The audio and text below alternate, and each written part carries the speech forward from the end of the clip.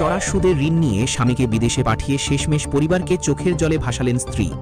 ভাগ্যের চাকা ঘোরাতে গিয়ে যে ঋণের বোঝা মাথায় নিয়েছিলেন সেই বোঝাই শেষ পর্যন্ত কাল হল। বরিশালের হাটখোলা এলাকায় দারিদ্র্যের কষাঘাত থেকে মুক্তি পেতে গিয়ে ঋণের জালে আটকে পড়া ওই গৃহবধূর কাণ্ড আজ গোটা জেলায় আলোচনার কেন্দ্রবিন্দু।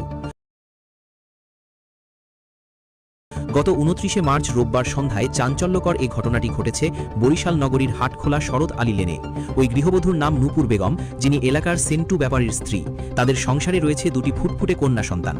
অভাবের সংসারে সচ্ছলতা ফেরাতে বুক ভরা আশা নিয়ে নিজের স্বামীকে সৌদি আরবে পাঠিয়েছিলেন নূপুর, কিন্তু সেই স্বপ্ন যে কয়েকদিনের মাথায় দুঃস্বপ্নে পরিণত হবে তা হয়তো জানা ছিল না কারোরই। পারিবারিক সূত্রে জানা গেছে, সংসারের চরম অভাব অনটন দূর করতে ২ সপ্তাহ আগে সেন্টু ব্যাপারীকে সৌদি আরবে পাঠানো হয়। স্বামীকে বিদেশে পাঠাতে গিয়ে নূপুর বেগম তার মামার কাছ থেকে ২ লাখ টাকা এবং বিভিন্ন সমবায় সমিতি ও মানুষের কাছ থেকে চড়া সুদে মোটা অঙ্কের ঋণ গ্রহণ করেন। লক্ষ্য ছিল স্বামী প্রবাসে গিয়ে টাকা পাঠালে সেই ঋণ পরিশোধ করে পরিবারের মুখে হাসি ফোটাবেন, কিন্তু বাস্তব চিত্র ছিল ভিন্ন।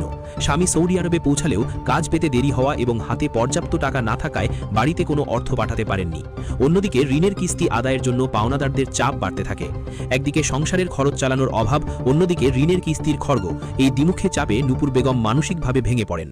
প্রয়াত নূপুর বেগমের বড় মেয়ে সিনথিয়ার ভাষ্যমতে তার মা সংসারের দারিদ্র্য দূর করতে আপ্রাণ চেষ্টা করেছিলেন।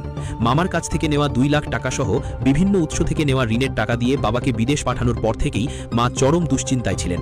গত কয়েকদিন ধরে তাদের ঘরে খাবারের অভাবও দেখা দিয়েছিল। ঠিকমতো খাবার না পাওয়া এবং পাওনাদারদের ক্রমবর্ধমান চাপের কথা ভেবে তার মা সারাক্ষণ কান্নাকাটি করতেন।